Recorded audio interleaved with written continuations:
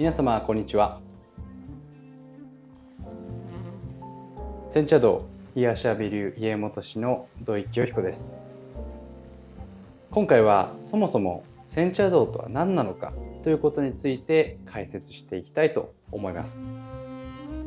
よく私が友人や出会った方々に自分は煎茶道を教えてます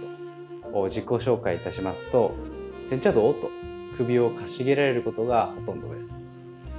確かに煎茶道という文化が世の中的に認知度が低いので、これは仕方がないかと思います。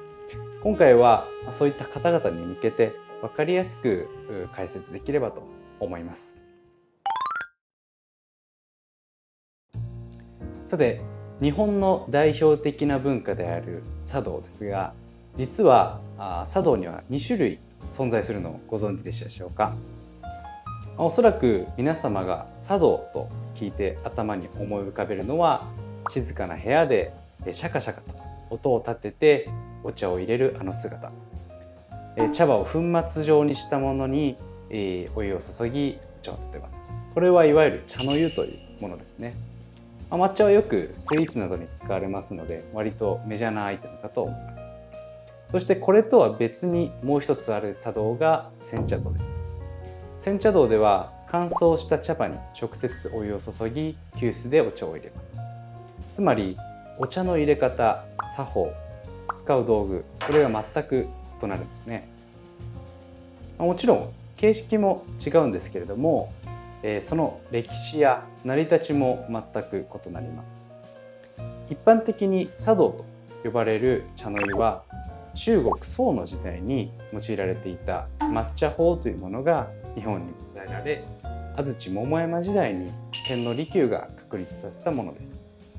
主に武家社会で栄えまして、将軍や大名などこれを茶室に招き抹茶でもてなしたと言われております。そんな中、時は江戸中期頃、当時の文化人の間で形式にとらわれずに煎茶を飲み交わし、古代中国の思想などについて談話するような、いわゆる喫茶趣味が作られました。これが煎茶道の基礎となり、現代につながっています。つまり分かりやすくイメージすると、茶の湯はどちらかというと権威者向け、煎茶道は庶民派向けに始まったものと言えます。このように形式や歴史が異なる茶の湯と煎茶道ですが、どちらも緑茶を使う伝統文化です。ですので、どちらも日本人の生活に深く結びついているものと言えます。また、文化芸術の世界には流派というものが存在します。流派とは同じ芸術や文化の中で様式や主義などの違いから区別する系統のことを指します。例えば日本の仏教には禅宗、真言宗、浄土宗、浄土真宗などさまざまな宗派というものが存在します。流派とは少し形が違いますが、考え方は同じで、同じ仏教という枠組みの中で様式などの違いで派生したものが宗派になります。煎茶道には現在100流派以上はあると言われておりまして、流派によって作法はもちろんのこと、活動地域や歴史に違いがあります。ですが、煎茶道に対する根本的な思想は同じでありまして、それぞれが切磋琢磨しながら煎茶道の世界を盛り上げています。実際、京都の万福寺では全日本煎茶道連盟に所属する全国の煎茶道流派が集まって茶会を開く全国煎茶道大会というものが年に一度開催されています。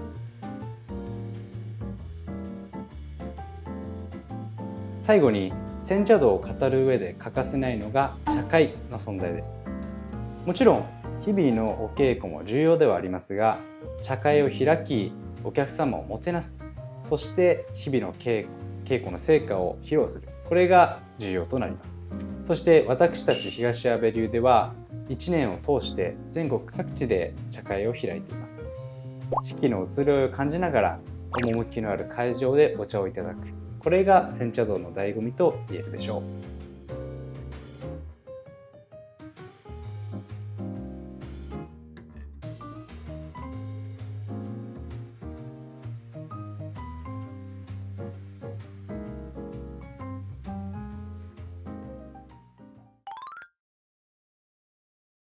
さて、今回の動画では煎茶道について簡単に説明いたしましたが、いかがでしたでしょうか。細かい歴史や成り立ちは今回ご紹介できませんでしたが、これについてはね、別の動画で、細かくお話しできればと思っております。煎茶道という文化が日本にはあるということだけ学んでいただけたのであれば、私としては本望でございます。それでは次の動画でお会いいたしましょう。